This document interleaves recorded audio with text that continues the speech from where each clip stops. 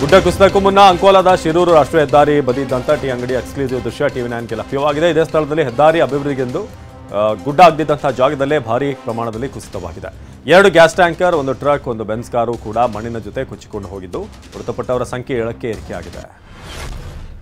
ಉತ್ತರ ಕನ್ನಡ ಜಿಲ್ಲೆಯ ಶಿರೂರು ಬಳಿಯ ರಾಷ್ಟ್ರೀಯ ಹೆದ್ದಾರಿಯಲ್ಲಿ ಗುಡ್ಡ ಕುಸಿದಿದ್ದು ಲಾರಿ ಚಾಲಕರು ಸಂಕಷ್ಟಕ್ಕೆ ಸಿಲುಕಿದ್ದಾರೆ. ಕಳೆದ 4 ದಿನದಿಂದ ಹೆದ್ದಾರಿಯಲ್ಲಿ ಊಟ ನಿದ್ದೆ ಇಲ್ಲದೆ ಲಾರಿ ಚಾಲಕರು ಪರದಾಡುವಂತಹ ಪರಿಸ್ಥಿತಿ ನಿರ್ಮಾಣವಾಗಿದೆ.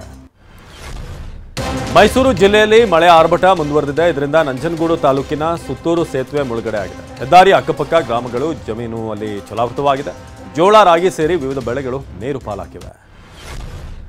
ಮಂಗಳೂರಿನ ಬಂಟ್ವಾಳದಲ್ಲಿ ಮಳೆ ಅಬ್ಬರಕ್ಕೆ ನೇತ್ರಾವತಿ ನದಿ ಉಕ್ಕಿ ಹರಿಯುತ್ತಿದೆ. ಪಾಣೆ ಮಂಗಳೂರು ಶಾರದಾ ಪ್ರೌಢಶಾಲೆ ಮೈದಾನಕ್ಕೆ ನದಿ ನೀರು ನುಗ್ಗಿದ್ದು ಜಲಾವೃತವಾಗಿದೆ. ಇದರಿಂದ ಶಾರದಾ ಶಾಲೆಗೆ ರಜೆ ಘೋಷಿಸಲಾಗಿದೆ. ಕಬಿನಿ ಜಲಾಶಯದಿಂದ ಅಪಾರ ಪ್ರಮಾಣದಲ್ಲಿ ನೀರನ್ನು ಹರಿಬಿಡಲಾಗಿದೆ. ಇದರಿಂದ ಮೈಸೂರು ಜಿಲ್ಲೆಯ ನಂಜನಗೂಡಿನ ಮಲ್ಲನಮೂಲೆ ಮಠದ ಬಳಿ ರಸ್ತೆ ಜಲಾವೃತವಾಗಿದ್ದು ತಮಿಳುನಾಡು ಕೇರಳಕ್ಕೆ ಸಂಪರ್ಕ ಕಲ್ಪಿಸುವಂತಹ ಹೆದ್ದಾರಿ ಬಂದ್ ಆಗಿದೆ. ದಕ್ಷಿಣ ಕನ್ನಡ ಜಿಲ್ಲೆಯಾದ್ಯಂತ ಭಾರೀ ಮಳೆಯಾಗ್ತಿದ್ದು ನೇತ್ರಾವತಿ ನದಿ ಅಪಾಯದ ಮಟ್ಟವನ್ನು ಮೀರಿ ಹರಿಯುತ್ತಿದೆ. ಬಂಟ್ವಾಳ ತಾಲೂಕಿನ ಬಿ ಕಸ್ಬಾ ಗ್ರಾಮದಲ್ಲಿ ಪ್ರವಾಹ ಭೀತಿ ಎದುರಾಗಿದೆ. ಮಳೆ ಹೀಗೆ ಮುಂದುವರೆದರೆ ಮನೆ, ಮೀನು ಮಾರುಕಟ್ಟೆ, ಪುರಸಭೆ ಕಟ್ಟಡ ಜಲಾವೃತವಾಗುವ ಸಾಧ್ಯತೆ ಇದೆ. ಶಿರೂರು ಬಳಿ ಗುಡ್ಡ ಕುಸಿತದಿಂದಾಗಿ ಹೆದ್ದಾರಿ ಬಂದ್ ಆಗಿದೆ. ಇದೀಗ ಉತ್ತರ ಕನ್ನಡ ಜಿಲ್ಲಾಡಳಿತ 2ನೇ ಹಂತದ ಕಾರ್ಯಾಚರಣೆಗೆ ಮುಂದಾಗಿದೆ. ಇನ್ನು ಗಂಗಾವಳಿ ನದಿಯಲ್ಲಿ ಮೃತದೇಹಗಳನ್ನು ಪತ್ತೆ ಹಚ್ಚಲು ನೌಕಾದಳ ನೆರವನ್ನ ಕೋರಲಾಗಿದ್ದು ನೌಕಾದಳ ಹೆಲಿಕಾಪ್ಟರ್ ಮತ್ತು ಸಿಬ್ಬಂದಿ ಕಾರ್ಯಾಚರಣೆ ನಡೆಸಲಿದ್ದಾರೆ. ಮೈಸೂರು ಜಿಲ್ಲೆಯಲ್ಲಿ ಮಳೆ ಆರ್ಭಟ ಮುಂದುವರೆದಿದೆ. ಮುನ್ನೆಚ್ಚರಿಕೆ ಕ್ರಮವಾಗಿ ಮೈಸೂರು ತಾಲೂಕಿನ ಶಾಲೆಗಳಿಗೆ ರಜೆ ಘೋಷಣೆ ಮಾಡಲಾಗಿದೆ. ತಹಶೀಲ್ದಾರ್ ಮಹೇಶ್ ಕುಮಾರ್ ರಜೆ ಘೋಷಣೆ ಮಾಡಿ ಆದೇಶ ಹೊರಡಿಸಿದ್ದಾರೆ. ರಾಜ್ಯಾದ್ಯಂತ ಬೆಳ್ಳಂಬೆಳಗ್ಗೆ ಲೋಕಾಯುಕ್ತ ಅಧಿಕಾರಿಗಳು ದಾಳಿ ನಡೆಸಿದ್ದಾರೆ. ಬೆಂಗಳೂರು ನಗರದ 6 ಅಧಿಕಾರಿಗಳಿಗೆ ಬಿಸಿ ಮುಟ್ಟಿಸಿದ್ದಾರೆ. ಇನ್ನು ಬೆಂಗಳೂರು ಗ್ರಾಮಾಂತರ ಜಿಲ್ಲೆಯ ಪೌರಾಡಳಿತ ಆಯುಕ್ತ ಕೆ ನರಸಿಂಹಮೂರ್ತಿ ಮನೆ ಮೇಲೆ ದಾಳಿ ನಡೆಸಿ ಪರಿಶೀಲನೆ ನಡೆಸಿದರು.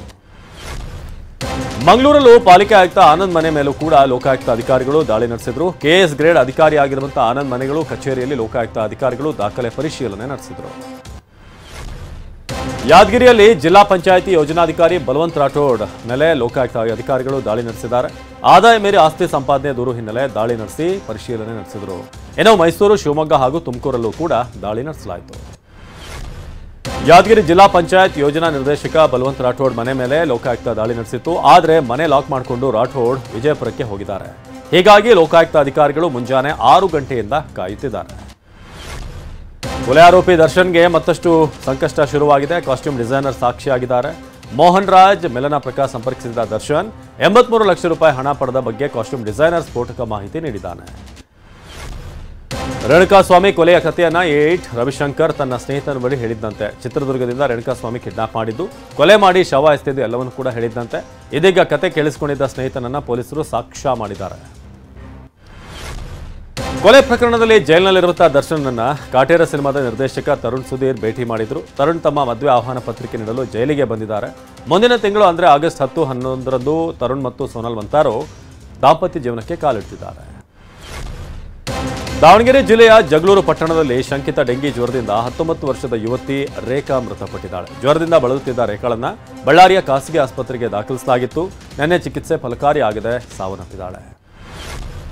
ಹಾಸನದಲ್ಲಿ ಶಂಕಿತ ಡೆಂಗಿಗೆ ಮತ್ತೊಂದು ಬಲಿಯಾಗಿದ್ದು MBBS ವಿದ್ಯಾರ್ಥಿ ಕುಶಾಲ್ ಮಹಾಮಾರಿಯಿಂದ ಉಸಿರು ಚೆಲ್ಲಿದ್ದಾನೆ. ಹೊಳೆ ನರಸೀಪುರ ತಾಲೂಕಿನ ಗೋಹಳ್ಳಿ ಗ್ರಾಮದ ಯುವಕಾಯಿತ ಚಿಕಿತ್ಸೆ ಫಲಕಾರಿಯಾಗದೆ ಮೃತಪಟ್ಟಿದ್ದಾನೆ.